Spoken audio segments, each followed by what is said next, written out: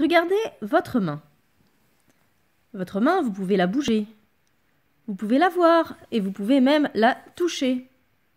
Votre main, c'est votre corps. Vous pouvez le voir et vous pouvez le toucher.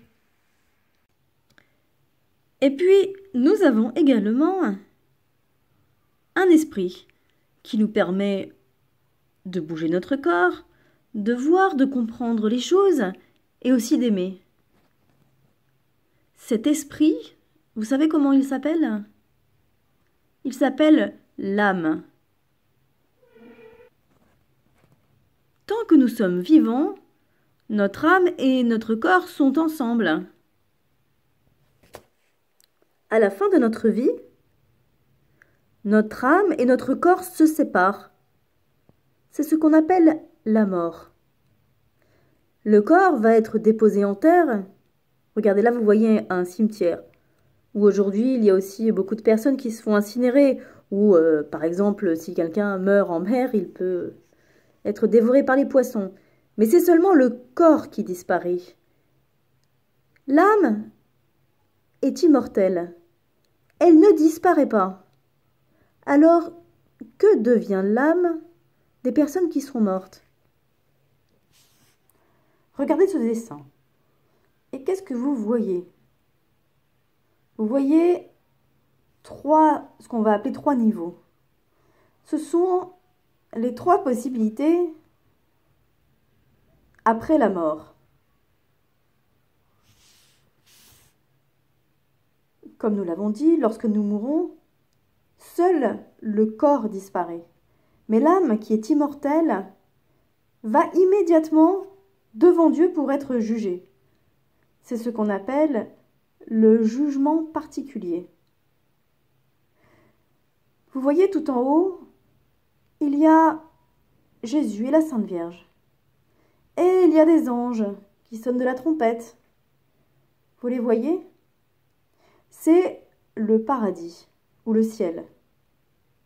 Ceux qui vont au ciel sont ceux qui meurent avec une âme toute belle et très pure.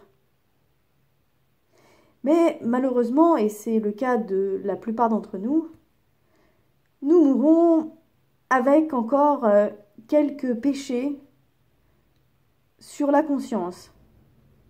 Oh, ce ne sont pas forcément des fautes bien graves, mais pour se présenter devant le bon Dieu, il faut avoir une âme très belle et très pure. Parce qu'en fait, on se brûlerait presque les yeux. C'est comme à aller à une grande fête avec une robe avec quelques taches, par exemple. Ça ne ferait pas du meilleur effet. Et puis même nous, on se sentirait vraiment gênés. On voudrait d'abord passer à la lessiveuse avant de se présenter avec une robe sale. Eh bien, c'est la même chose, comme vous voyez ici. Au 2e étage, il y a ce qu'on appelle le purgatoire. Le purgatoire, c'est un lieu où on se prépare à entrer au ciel en purifiant son âme des dernières petites traces du péché qui pourraient rester. Vous savez, c'est comme si vous deviez vous rendre à une grande fête et puis vous êtes dans l'impatience. Mais non, il faut d'abord passer par la salle de bain. C'est vrai, ça tire un peu les cheveux. Ou pour les hommes, il faut se raser, ce n'est pas forcément agréable. Ou alors, il faut, plus la tache sur le vêtement est incrustée, plus il faut frotter, ou plus elle est étalée, plus il faut frotter. C'est un moment qui n'est pas forcément agréable. Mais en même temps, on est dans une grande joie, parce qu'on sait qu'on s'apprête à rentrer dans la salle de fête. Comme vous le voyez, il y a un passage entre le purgatoire et le ciel. En effet, quand l'âme a fini de se préparer au purgatoire, elle entre au ciel. Et le ciel, c'est un état permanent. Une fois qu'on y est, on n'en bouge plus. Tandis que les âmes qui sont au purgatoire, ce n'est que pour un temps donné, le temps de purifier son âme. Au purgatoire, on souffre parce qu'on est privé de la vision de Dieu. Mais en même temps, on est heureux parce qu'on sait qu'on va aller au ciel. Et puis, il y a le 3e étage en bas. Et là, qu'est-ce que nous voyons? Nous voyons des flammes et des personnes qui sont très malheureuses, et au milieu, c'est le diable. Cet endroit, c'est l'enfer. Et comme vous le voyez, là, il y a une ligne. Cette ligne, elle est épaisse. Et il n'y a pas d'ouverture entre l'enfer et le purgatoire. L'enfer, c'est un état permanent. Une fois qu'une âme y est, elle n'en sort plus, c'est définitif. Alors, qui va en enfer? Est-ce que c'est le bon Dieu qui nous envoie en enfer? Absolument pas du tout. Le saint curé d'Ars, que vous voyez sur cette image, disait « Personne n'a été damné pour avoir trop péché, mais beaucoup sont en enfer pour une seule faute grave, ou on les appelle aussi les péchés mortels, pour une seule faute grave dont ils n'ont pas voulu se repentir. » En d'autres termes, ce n'est pas parce qu'une personne a été un grand pécheur pendant toute sa vie qu'il va en enfer, pas du tout. Vont en enfer seulement ceux qui acceptent d'y aller, c'est-à-dire qui ont encore sur la conscience une faute très lourde et qui refusent de demander pardon au bon Dieu pour cela, qui s'entêtent et qui s'obstinent jusqu'à la dernière seconde de leur vie.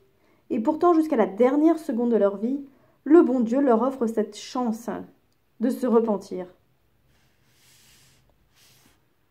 L'Église ne s'est jamais prononcée pour savoir qui était en enfer, pas même pour des très grands criminels. Aussi est-il important de toujours prier pour nos morts, parce qu'il est possible qu'ils soient encore au purgatoire. Et les âmes du purgatoire ont absolument besoin de nos prières pour aller plus vite au ciel. Vous voyez, les âmes du ciel qui sont là, elles peuvent prier pour nous. Et nous pouvons prier pour les âmes du purgatoire. Et ensuite, quand les âmes du purgatoire montent au ciel, elles peuvent à leur tour prier pour nous. C'est ce qu'on appelle la communion des saints. Par contre, il est inutile de prier pour les âmes de l'enfer, parce qu'on ne peut malheureusement plus rien pour elles. Mais il faut quand même prier pour nos morts, parce que nous ne savons pas où ils sont. L'Église n'engage son infaillibilité que pour certaines personnes qui sont au ciel, c'est-à-dire les saints. Mais c'est le seul cas. Je vous invite à toujours cultiver dans votre cœur le désir du ciel. Et je vous invite également à prier pour des personnes qui sont mortes dans votre entourage, dans vos familles, dans vos amis.